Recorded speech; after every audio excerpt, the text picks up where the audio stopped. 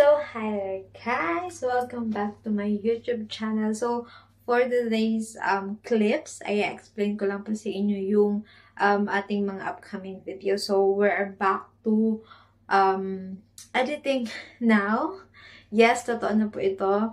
Ngayon nakafocus ako sa house vlog, which is may currently na akong ini-edit and you will can see and watch it as soon as possible.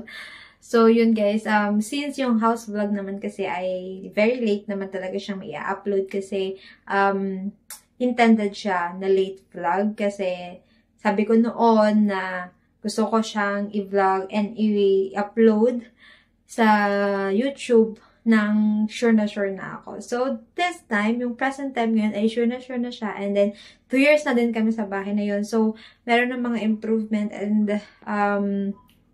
renovation na nangyari. Pero, hindi pa masyado.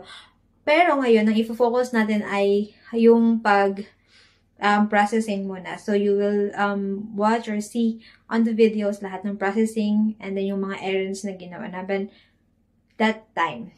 And then, meron din tayong mga pasingit-singit na mga videos, lalo na yung mga journey ko dito sa Europe. So, it is like a house vlog, yung mga ganap dito sa Denmark and whatsoever, kung may mga birthday or mga haul, Shein haul, grocery haul, na most of the time, ayun lang naman ang ginagawa ko. Pero, pag natapos na natin lahat na outdated na vlog, ay we're going back to the present time, which is yung mga ganap ngayong papalapit na Pasko, New Year, and so on and so forth. So, yun guys. So, I hope you still enjoy this video kahit sobrang matagal ako nakaka-upload. But I'm trying my very best. It's just that super pagod lang and then busy din sa mga ganap lately. So, yun lang guys. I hope you still like this video. Enjoy watching!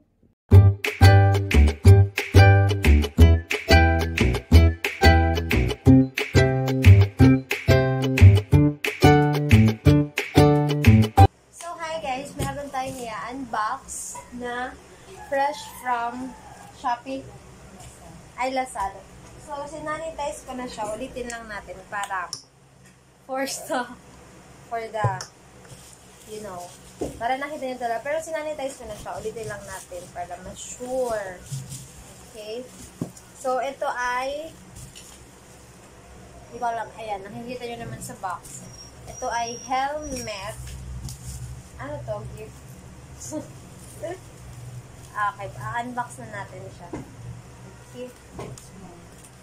Ha? This is mine. Nag-aagawan kami guys sa bubble wrap. Kasi alam nyo na, addiction sa bubble wrap. So, ito ay helmet because binilhan niya ako ng helmet. Kasi actually, sure naman, pwede nyo naman ito gamitin muna. Kasi hanggang sa hindi niya pa ako kasama. Kapag magagamit lang naman ako ng helmet kapag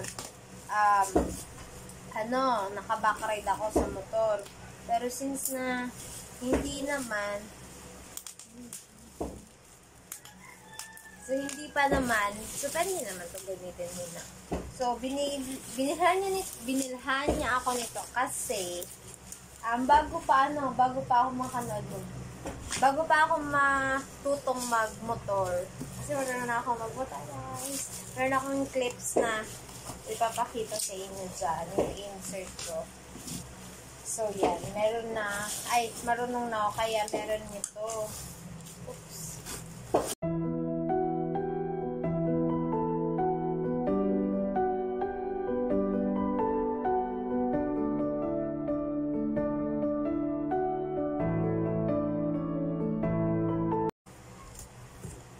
Go! Dun, dun, dun, dun, dun. Kasi nga guys, diba ngayon, bawal na yung ano sa doon coconut. Ang mukha. So then, it's color black. Pero parehas lang.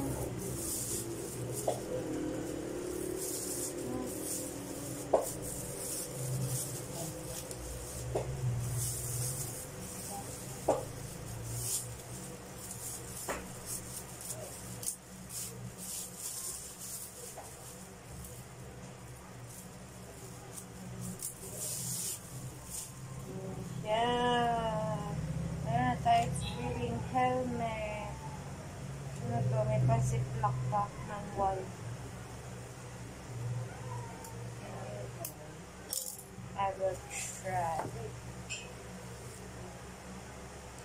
Pero nakakali na. Super day na. Yun na yung purpose niya.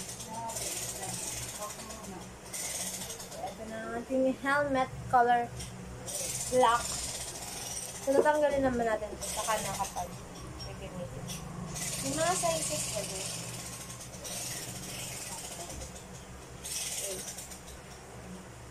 Kasi yun siya.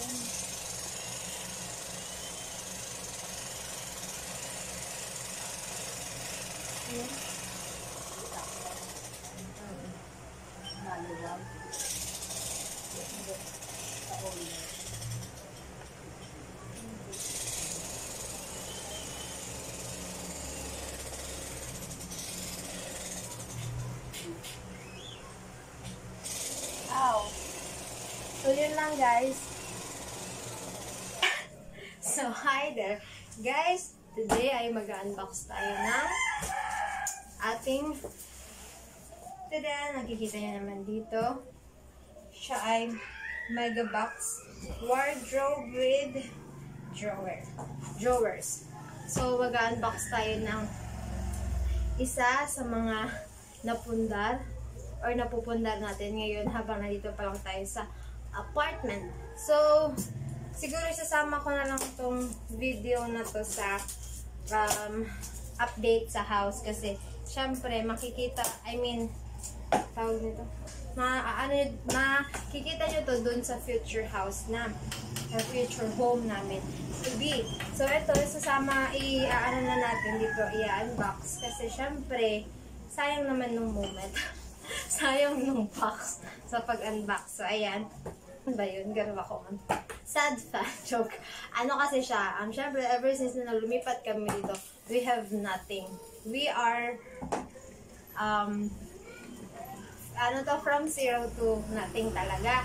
So, ngayon, isa siya sa mga nakakatuwa sa heart na merong napupundar na ganito. So, yung nauna, hindi ko na kasi na-unbox yung dryer namin. So, meron na din kami napundar na dryer. With the help of course, yan. Hindi na namin na-unbox, pero ipapakita ko na lang sa inyo yung itsura. No, ang importante naman yung itsura. Hindi naman talaga yung unboxing. So, ito, syempre, since na naka-box pa siya, so, i-grab na natin yung opportunity na gawin siya kasi naka-box pa siya. At naalala namin, or naalala nyo na, i-film. So, samahan nyo kami.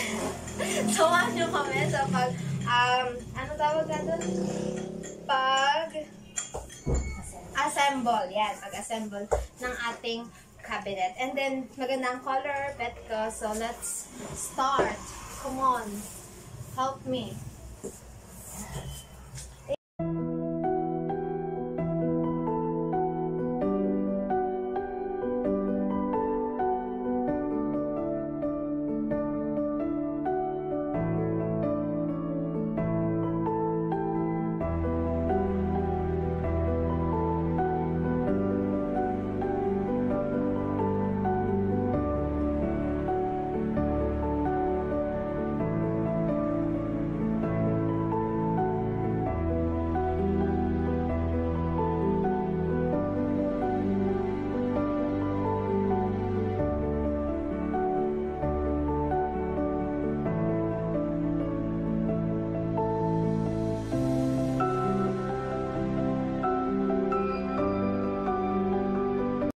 Guys, finally after 5,000 years later, so ayan na ang ating mega box. So nakalagay, meron talaga siya dyan nakalagay na name. And then, ito yung sinasabi ko sa inyo, meron siyang mga patch dyan na hindi na namin nilagay. Ito din naman, hindi na namin siya tinanggal. Actually, pwede siyang tanggalin. Kaya lang, magiging na siya, magiging sticky na yung part na dito. And then, meron sana siyang dalawang color. Yung beige, tsaka tong dark gray.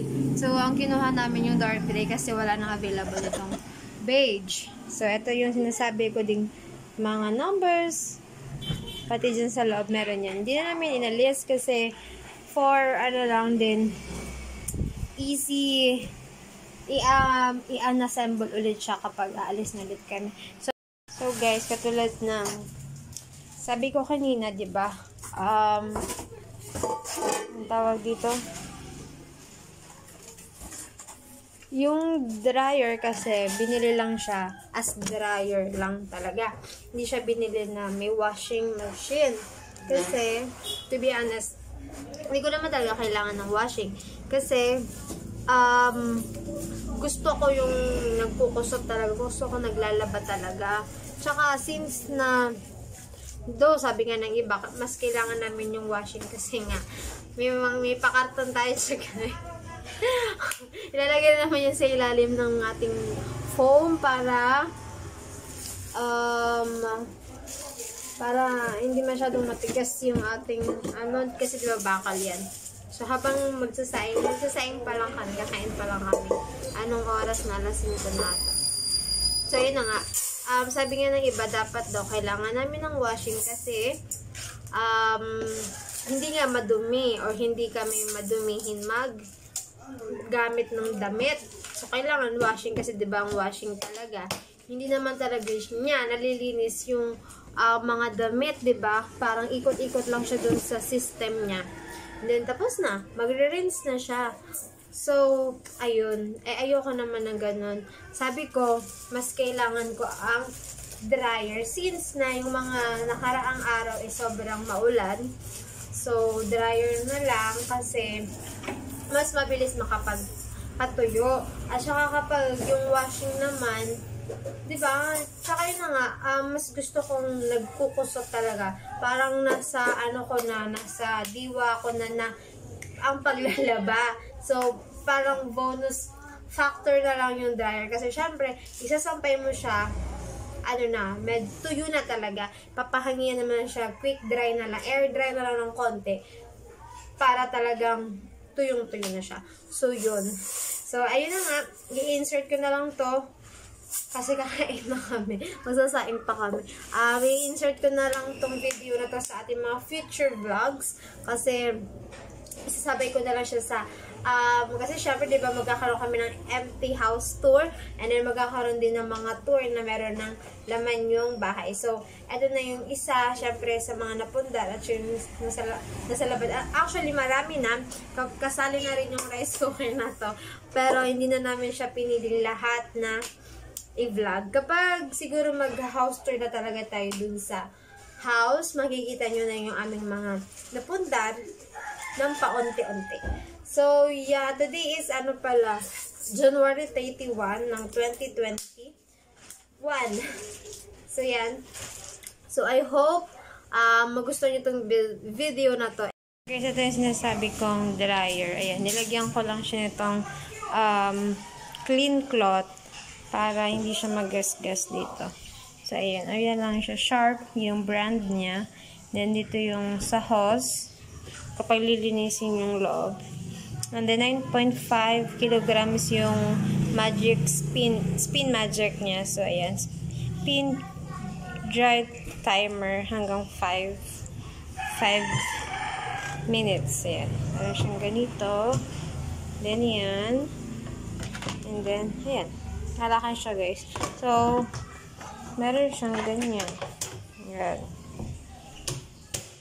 So, ginagamit ko lang to kapag yan, meron siya din mga cushion dyan, yung paggamit, ang paggamit. And then, ito yung push to lock niya para malock siya. So, yan, ilalagyan ko lang siya nitong cloth para hindi siya mabugbog kapag lilipat na kan. Ay, meron din pala siya dito sa gilid ng hose. Ayan. And then, dito naman sa likod is yung socket. So, yan. Nilalagyan ko siya nito for safety purposes na din. Siyempre, kasi, diba, para bagong-bago pa siya. Ayan, ganyan siya ka-taas. Bagong-bago pa siya kapag ililipat namin. At wag na wag niyong kakalimutan na sharing is caring and sharing is loving. Keep your feet on the ground. Stay kind and humble to each and everyone, guys. So, see you soon. And I hope you're good today. Gracias.